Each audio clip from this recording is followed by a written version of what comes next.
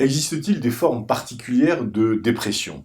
Alors, il y a des formes particulières suivant certaines circonstances de dépression. D'une part, des formes qui vont différer en fonction de l'âge de la personne. Un enfant, chez l'enfant, la dépression existe, hein, c'est tous les âges de la vie, elle est moins fréquente qu'à d'autres périodes de la vie, mais elle existe. On peut avoir un refus d'autorité, des troubles du comportement, éventuellement de l'agressivité avec ses camarades ou un retrait dans les loisirs.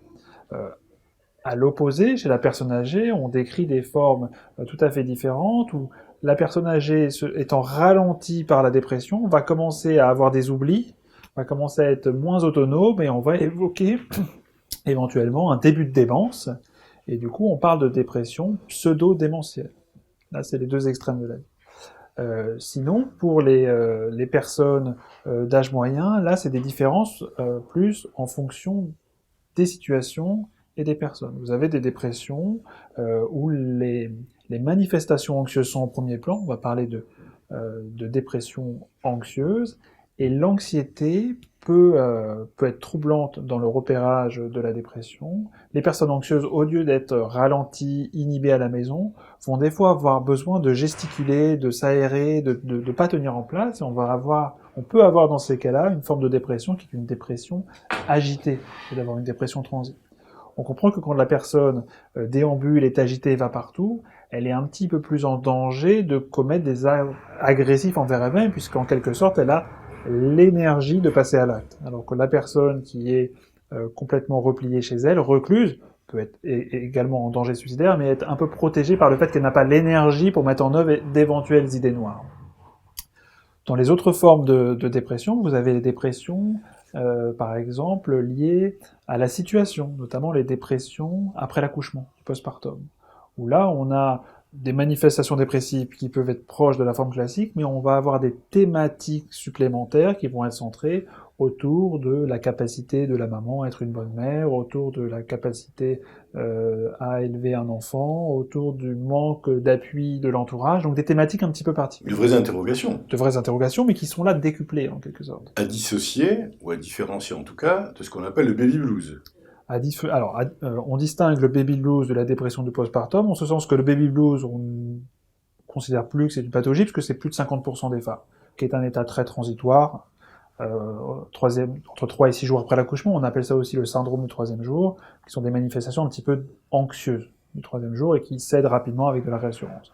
De la dépression du postpartum, qui survient en général dans le premier mois après l'accouchement, où là on a les signes qu'on a évoqués tout à l'heure de ralentissement, de pénibilité, de difficulté, plus la dévalorisation, la culpabilité, le sentiment d'incapacité d'être une bonne mère.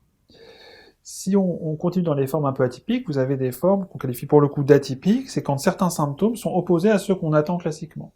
Dans la dépression atypique au sens nord-américain du terme, le ralentissement psychomoteur qu'on a évoqué dans la forme classique disparaît au profit plutôt d'une accélération, d'une agitation psychomotrice. De même que le manque de sommeil se transforme en une hypersomnie. Les personnes vont dormir toute la journée. Ça, c'est 10% des dépressions. Et de même, pour ces instincts, on a moins une anorexie, une perte de poids que des grignotages et une prise de poids. Donc ça, c'est pas la forme classique, mais ça existe, c'est ce qu'on appelle les formes atypiques. Donc, ce qui péjore le repérage de la dépression pour l'entourage, pour les médecins, pour le grand public, c'est que il existe effectivement la forme typique, et on n'y pense pas toujours, mais il y a de multiples formes qui sont en fait des dépressions et qu'on retarde à repérer à cause du côté atypique. C'est ce qu'on appelle les dépressions masquées. Alors, dépression masquée, c'est une forme que je n'ai pas encore évoquée, mais qui est également très importante. La dépression masquée, c'est quand les plaintes physiques sont au premier plan. La personne se plaint auprès de son entourage qu'elle a du mal à digérer, qu'elle a des douleurs musculaires, qu'elle a un trouble de l'équilibre. Elle va se plaindre auprès de son médecin de ces difficultés-là, d'autres plaintes articulaires et autres, de troubles des menstruations éventuellement. Donc on va faire tout un bilan exhaustif pour essayer de comprendre ce qui se passe.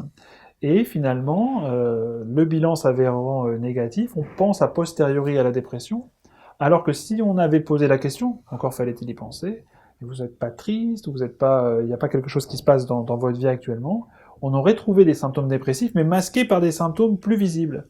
Alors, il faut aussi reconnaître que la personne elle-même, des fois, peut prendre assez mal le fait que face à une plainte très physique, on lui dise mais t'es pas triste, ou t'as pas eu un problème, ou un conflit, que ce soit l'entourage ou le médecin, et on est un petit peu...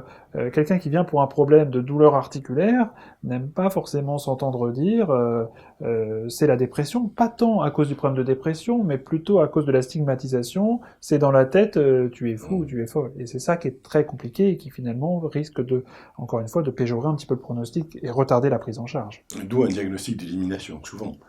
Dans les dépressions masquées, on est obligé par mesure, par principe de précaution, Déjà. surtout quand c'est le premier épisode, de bien s'affranchir du fait qu'il n'y ait pas authentiquement une maladie physique qui puisse expliquer la plainte. Alors là où c'est encore plus complexe, c'est quand on a les deux. C'est-à-dire quand on a une maladie Car préexistante, ça existe, une maladie préexistante, par exemple rhumatologique, qui est connue depuis très longtemps, qu'on a une augmentation de la plainte, alors que biologiquement, cliniquement, on n'a pas d'inflammation supplémentaire, on n'a pas de problème particulier, de faire entendre que c'est pas une exacerbation de la pathologie, mais qu'il y a une dépression qui s'est greffée dessus, c'est des fois tout un art.